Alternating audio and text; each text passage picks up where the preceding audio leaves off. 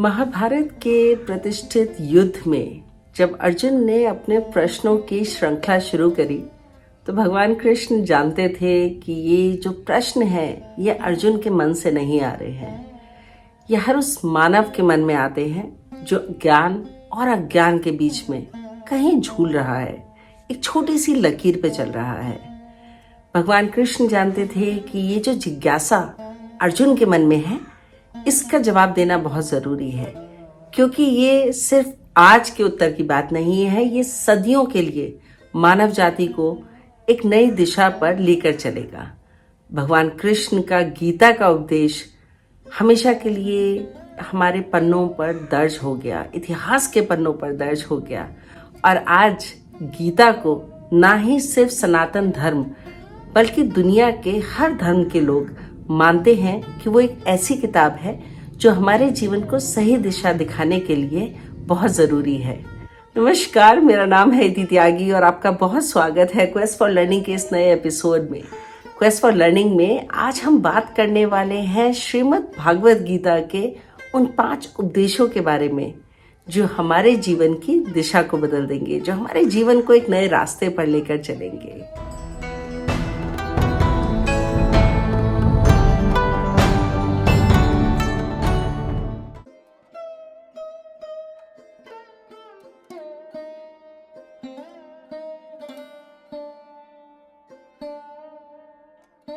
रणभूमि पर अपने परिजनों को देखकर बहुत दुखी हो गए, उदास हो गए कि उन्हें उनके साथ युद्ध करना पड़ेगा और वो वहां से जाने के लिए परेशान हो रहे थे। तो भगवान श्री कृष्ण ने उन्हें गीता का ये उपदेश दिया। भगवान श्री कृष्ण ने अर्जुन से कहा कि कर्म करना तुम्हारा काम है, तुम्हारा काम ये नहीं है कि तुम उस कर्म के फल की चिंता करो। फल की चिंता करके कर्म ना करना भी तुम्हारा काम नहीं है। तुम्हें अपने जीवन में परिणामों से दुखी नहीं होना है, क्योंकि परिणाम मात्र केवल एक चीज पर निर्भर नहीं करते हैं। भगवान श्री कृष्ण ने अर्जुन से ये भी कहा कि तुम्हारा कर्म सुनिश्चित है लेकिन उसका परिणाम अनिश्चित है।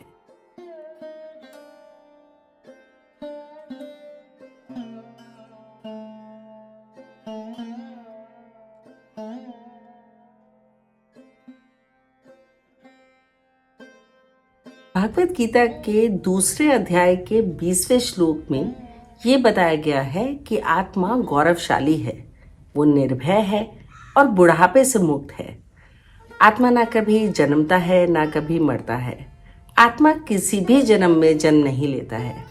वो इस सृष्टि से निकल के आया है और इसी सृष्टि में विलीन हो जाता है। ये मात्र हमारा शरीर है जो जन्म लेता है, बूढ़ा होता है और फिर मर जाता है। आत्मा जीवन और मरण के इस सारे कर्मों से मुक्त है। आत्मा परमात्मा से निकला है और परमात्मा में ही विलीन होना उसकी नियति है।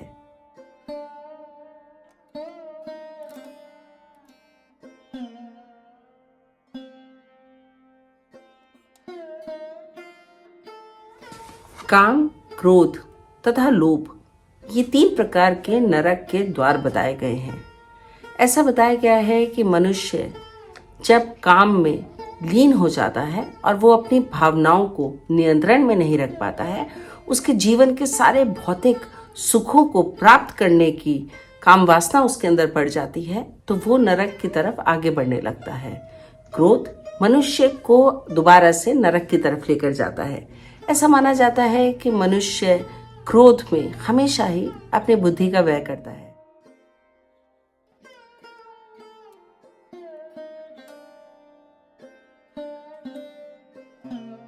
नदी के पानी की तरह ही हमारे मन में विचार आते हैं। जैसे समुद्र में कई नदियों का पानी मिलता है लेकिन उससे समुद्र पर कोई असर नहीं पड़ता, समुद्र की गहराई पर कोई असर नहीं पड़ता।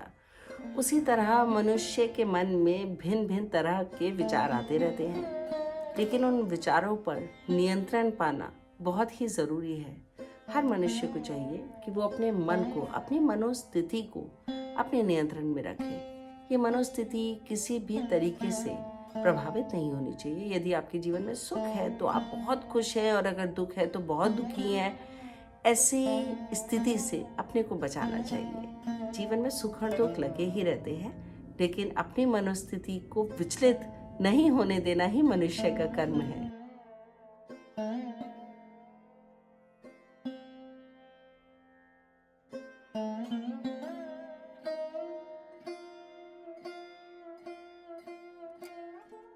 हे कुंती पुत्र, हे भरत वंशज, भगवान श्री कृष्ण कहते हैं कि गर्मी और सर्दी ये ऐसे मौसम हैं जो लगे रहते हैं। इसी तरह हमारे जीवन में सुख और दुख लगे रहते हैं।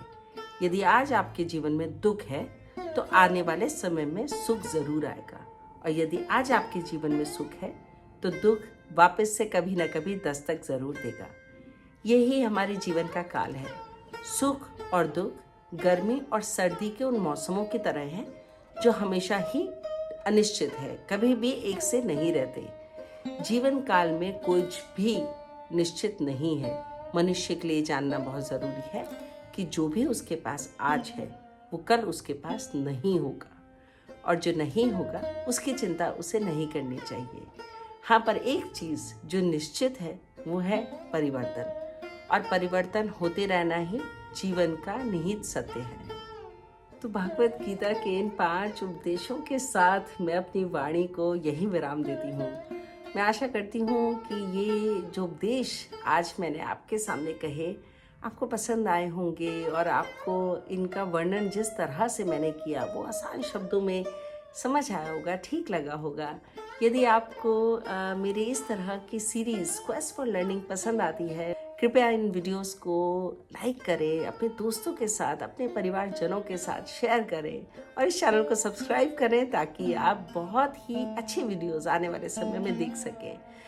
क्वेस्ट फॉर लर्निंग पर मेरी यही कोशिश रहती है कि मैं अलग अलग विषयों पर रिसर्च करूं और आपके सामने उन सब विषयों को लेकर आती रहूं। मेरी इस छोटी सी कोशिश के साथ मैं आपसे आज विदा लेती हूँ। नमस्कार।